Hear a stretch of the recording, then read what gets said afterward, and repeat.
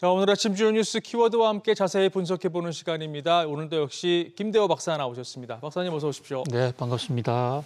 자, 첫 번째 키워드부터 확인하시죠.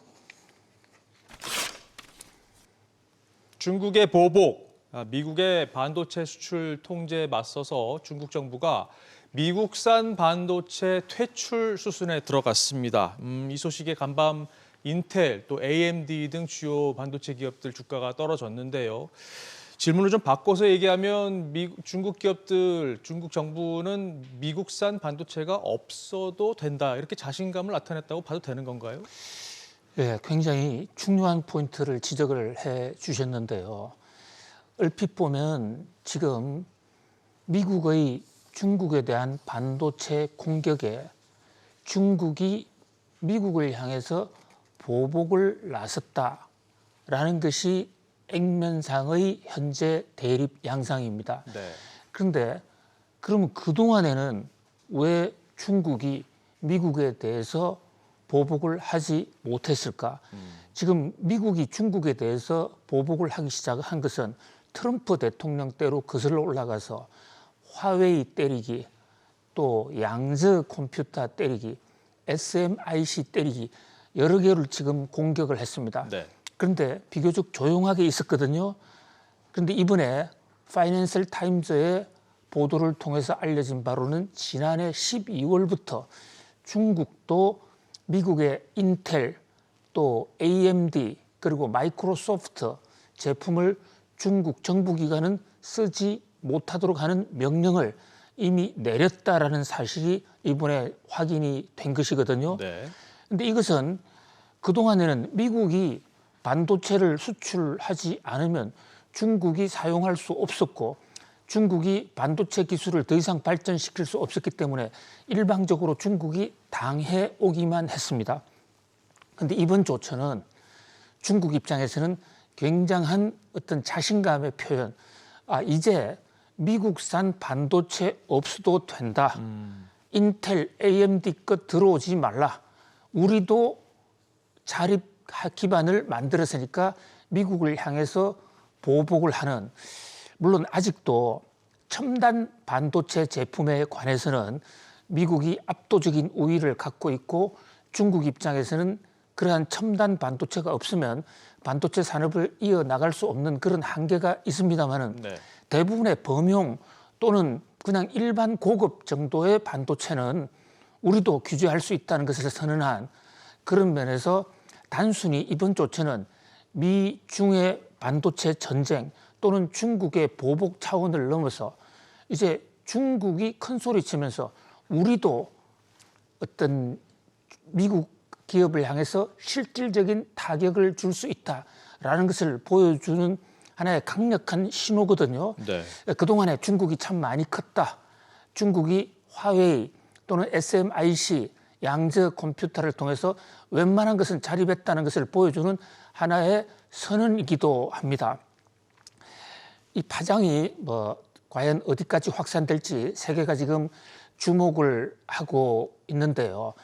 중국 입장에서는 이제 중국도 더 이상 인내하는데 한계가 있다는 것을 보여주는, 그렇다면 또 여기에 대해서 미국은 미국대로 더 정밀한, 더 과학적인 보복을 하게 될 것이니까 반도체 전쟁은 그야말로 점입가경이다라고 볼 수가 있습니다. 이 과정에서 가장 곤혹스러운 것은 사실 한국 반도체 제품입니다. 그렇죠. 지금 미국의 보조금을 받게 되면 중국의 시설 투자를 추가할 수 없게 되는데 네. 이미 삼성전자나 SK하이닉스는 중국에서 공장을 대규모로 꾸려가고 있는데 거기다가 시설 확대를 하지 않으면 반도체 산업은 하루가 다르게 발전하는데, 그렇다면 중국에 있는 시설을 제대로 굴릴 수 없게 되는 그런 큰 리스크를 안게 되고요. 네.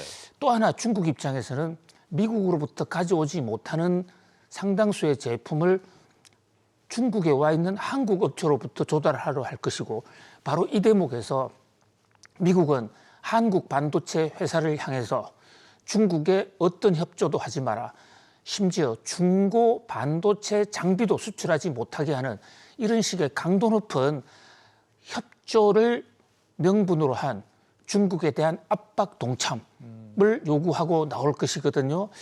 자, 실제로 지금 전체 필라델피아 반도체 지수도 떨어지고 있는 그런 양상이고 전 세계 반도체 업계가 이 미국과 중국 간의 반도체 전쟁을 지금 예의주시하고 있습니다.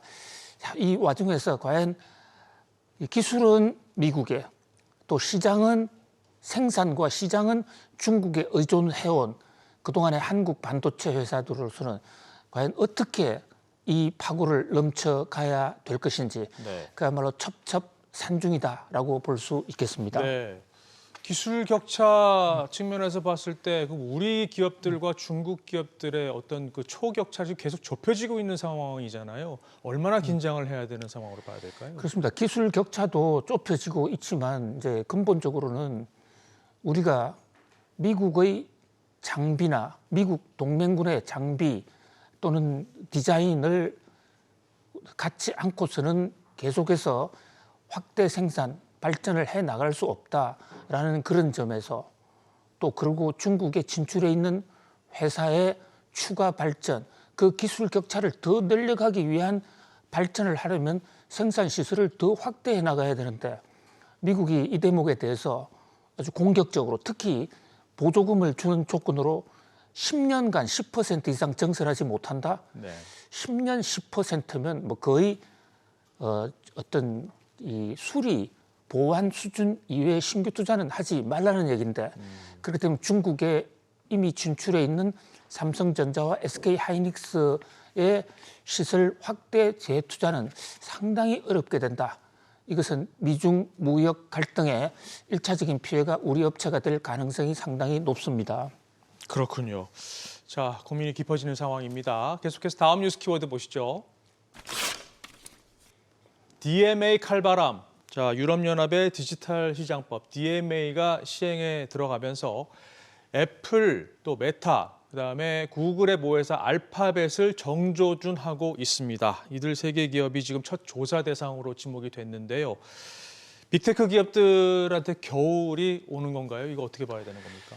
예, 외신의 그 풍자 평에 보니까요, DMA를 번역을 해놓은 게 지금 앵커님께서는 디지털 마켓 액트라고 그러는데 그 풍자 만평에서는 다이너마이트 어토믹 본부 이렇게 표시를 해놓고 그렇게도 볼 수 있더라고요. 있군요. 예. 예, 이건 어디까지나 풍자고 앵커님 네. 말씀하신 디지털 마켓 액트가 맞는데요.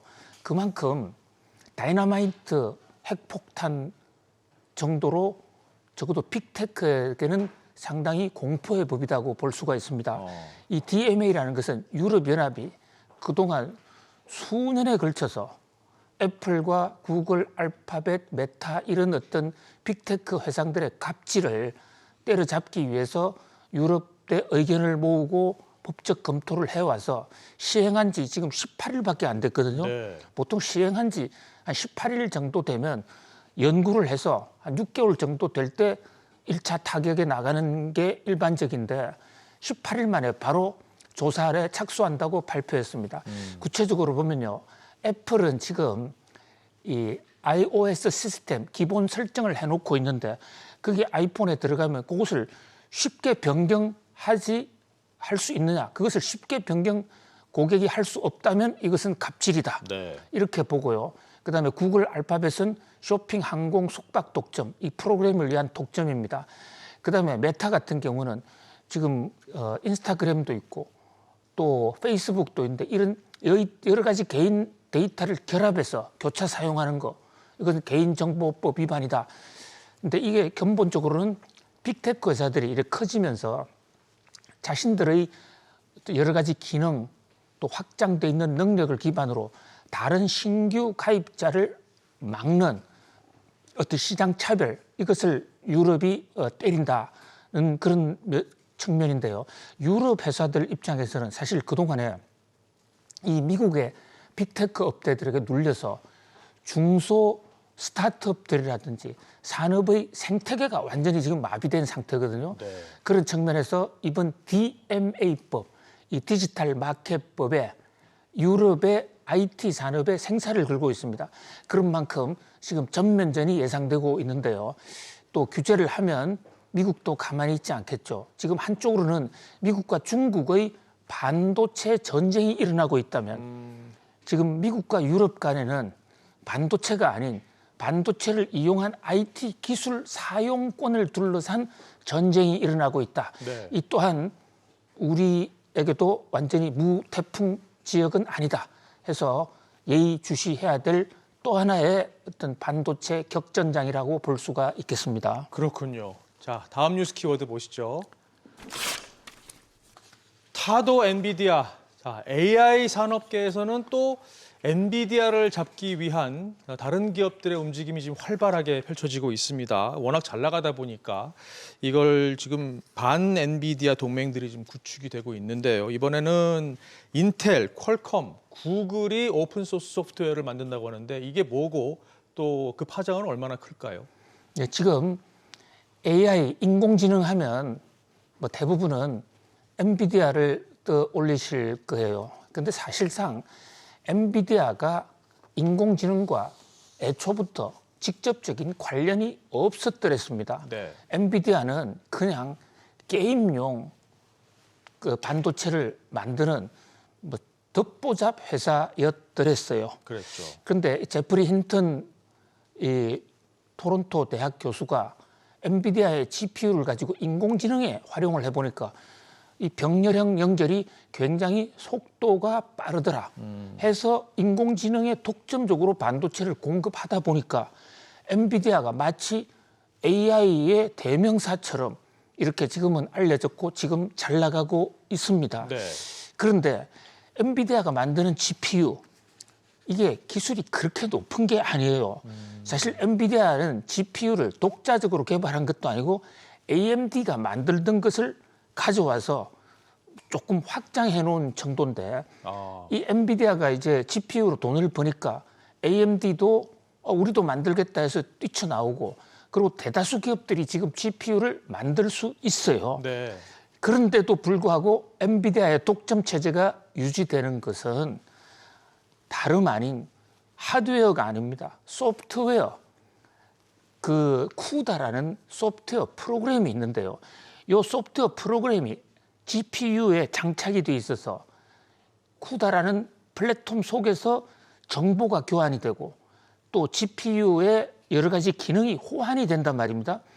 그래서 엔비디아가 지금 GPU를 독점하고 있는 유일한 이유는 뭐 유일하다기보다도 가장 중요한 이유는 GPU를 잘 만들어서라기보다도 GPU와 쿠다가 연결돼 있으면서 거기서 시너지가 나는데 그런 바람에 다른 데서 GPU를 만들어도 호환성이 없는 겁니다. 그러니까 쿠다는 엔비디아만 구동이 되는 상황인 건가요? 그렇습니다. 엔비디아 칩만? 예. 바로 그 대목을 지금 인텔, 퀄컴, 구글. 자, 퀄컴이라는 회사는 바로 소프트웨어 만드는 회사입니다. 네. 그래서 퀄컴은 지금 특히 스마트폰을 구동시키는 그 소프트웨어 퀄컴이 세계에서 제일 잘 만들거든요. 네. 바로 거기서 GPU를 구동시키는 소프트웨어 프로그램을 함께 만들어 보겠다. 그래서 이미 지난해 9월 달에 인텔, 퀄컴, 구글 동맹이 만들어져서 움직이고 있는 것이 이번에 이제 알려진 것이에요. 자, 우리는 지난주에 참 안타까운 장면을 본 적이 있습니다. 엔비디아의 젠슨 황이 나와서 도장 사인 하나 펑 해줍니다. 젠슨 황 어프루브드. 젠슨 황이 삼성전자의 HBM이라는 이 메모리, 적청 메모리를 뭐 인정을 한 건지 승인을 한 건지 어떻게 보면 나 이거 봤어라는 정도의 영어일 수도 있는데 그런 영어 한마디에 우리나라에서는 삼성전자가 환호를 하고 참 안타깝죠. 왜냐하면요. 승인을 받았다는 것은 감사한 일이지만은 그러나 삼성이 어떤 회사입니까? 엔비디아보다 훨씬 구력도 오래됐고 앞선 회사고 과거에 삼성 같았으면 패스트 팔로우로서 벌써 엔비디아 GPU를 몇 단계나 벌써 넘었을 시간이에요. 그렇죠. 그런데 이제 우리 삼성전자는 엔비디아의 승인을 받느냐 안 받느냐 이런 눈치를 보고 있는 상황에서 그런데 역시 아니다 다를까 인텔, 퀄컴, 구글은 벌써 엔비디아를 타도하고 넘어설 전략을 세우고 있지 않습니까? 물론 제가 과문에 타실 수도 있습니다. 삼성도 엔비디아를 넘을 어떤 전략을 세우고는 있겠죠. 뭐 마하1이라는 프로젝트도 지금 뭐 검토를 하고 있는데요. 아무튼 우리나라 삼성전자가 다시 우뚝 반도체 업계 선두로 좀 솟아나는 네. 삼성전자의 분발을 촉구해 봅니다. 네. 자, 계속해서 다음 뉴스 키워드 보시겠습니다. 푸틴의 무덤. 자, 주말 사이 러시아에서 테러 소식이 나오면서 전 세계에 지금 긴장감이 고조되고 있습니다. 이슬람 무장단체 ISISK라는 곳에서 자기들의 소행이라고 지금 주장을 하고 나섰는데 여기서 질문은 이 ISIS, 그러니까 이슬람 세력이 왜 러시아에 악감정을 갖고 있는지, 또 푸틴 대통령은 이걸 왜 또 우크라이나에 배후 지목을 했는지 이 부분이 좀 궁금하거든요. 어떤 연관이 있는 건가요? 예, 지금 모스크바 폭탄 테러 사건이 러시아는 물론 세계를 흔들고 있는데요. 그 후폭풍으로 또 어디서 터질 것인가 세계가 지금 긴장감을 갖고 지켜보고 있습니다. 네. 푸틴 대통령은 이게 우크라이나 소행이라고 며칠 동안 외쳐왔지만 현재 지금 잡혀있는 범인들 또 그동안에 전 세계 각국의 과학적인 수사 결과를 놓고 보면 이것은 IS의 소행인 것이 확실한 것으로 보입니다. IS도 여러 가지 분파가 있는데요. ISISK라는 좀 더 극단주의적 IS가 테러를 자행했고 이것은 푸틴 대통령의 취임식 5연임에 대한 푸틴 대통령의 경고, 강력한 보복으로 보입니다. 자, 그렇다면 지금 앵커님 말씀하신 대로 왜 IS는 푸틴을 때렸느냐? 자, 이 대목은요. 우리가 이슬람 하면 워낙 그 유대인과의 싸움에 함몰이 되어 있기 때문에 우리가 다른 면을 조금 놓친 점은 있지 않을까 싶은데 사실 러시아와 그러니까 구소련으로부터 시작한 이 러시아와 이슬람의 갈등은 사실 유대인과의 갈등보다 훨씬 더 오래됐고 더 심합니다. 아, 그렇군요. 자, 지금 그 짜르가 통치하던 구 러시아 왕국에서요. 오스만 터키라는 나라를 절멸시킨 적이 있습니다. 네. 그게 지금 크림반도 그 아래쪽인데 오스만 터키가 망하게 되는 결정적인 기여를 바로 러시아가 했고요. 그럼에도 불구하고 이슬람 세력들은요. 이 러시아에서 왕정이 무너지고 공산당이 들어섰을 때 스탈린을 도왔습니다. 왜냐하면 스탈린이 이슬람 종교를 허용해 준다는 그런 미략을 했기 때문이죠. 그런데 공산당이 들어서서 오히려 이슬람을 아주 크게 종교기관, 이슬람 사원도 불태우고 탄압을 했습니다. 그래서 오랫동안 감정이 쌓여 있었는데다가 그다음에 아프가니스탄 전쟁. 이 아프가니스탄 전쟁도 사실 이슬람과 러시아의 전쟁이었습니다. 미국이 아프가니스탄 쳐들어가기 전에요. 네. 사실 그래서 구소련이 망한 것도 아프가니스탄 전쟁에 너무 오래 힘을 뺐기 때문이거든요. 거기다가 체첸이라는 나라가 있습니다. 바로 러시아 바로 옆에. 여기에 러시아에 있는 많은 이슬람 신도들이 몰려 사는 곳인데요. 푸틴이 집권 초기에 저기를 엄청나게 탄압을 했어요. 네. 그래서 집권 5기에 들어가면서 이슬람 반 푸틴 세력들이 앞으로 영구 집권을 할 텐데 이래서는 안 되겠다. 푸틴에 대해서 본격적으로 공격을 시작해야 되겠다. 그렇게 나온 것인데 그렇다면 푸틴은 왜 우크라이나 핑계를 대느냐. 지금 우크라이나 국민들은 러시아 국민들은 우크라이나 전쟁에 몰입이 되어 있기 때문에 이것을 우크라이나 쪽으로 화살을 돌리면 자신에 대한 비난을 완전히 잠재울 수 있다. 이런데 좀 현재 증거가 나오면서 지금 뒤늦게 뭐 사태가 IS가 맞는 것 같아. 왜 IS와의 전면전을 피하려고 하냐면요. 지금 러시아 내에 이슬람 신도들이 거의 3천만 명, 4천만 명이 넘어갑니다. 아, 그렇군요. 그 세력들이 있기 때문에 푸틴 입장에서는 굉장히 지금 부담이 되는 것이죠. 아무튼 이번 IS의 이 모스크바 테러 사건은 푸틴에게는 우크라이나보다 훨씬 더 힘든 상당히 큰 허들이 될 것으로 보여집니다. 그렇군요. 자, 오늘 마지막 뉴스 키워드 보시겠습니다. 이마트 굴욕. 자, 국내 이슈 하나 짚어볼까요? 어제 이마트가 창사 이래 처음으로 전사적인 희망퇴직을 실시한다고 발표를 했습니다. 그만큼 상황이 안 좋죠? 예, 우리나라의 1등 마트, 이마트의 굴욕이다 이래 볼 수가 있는데요.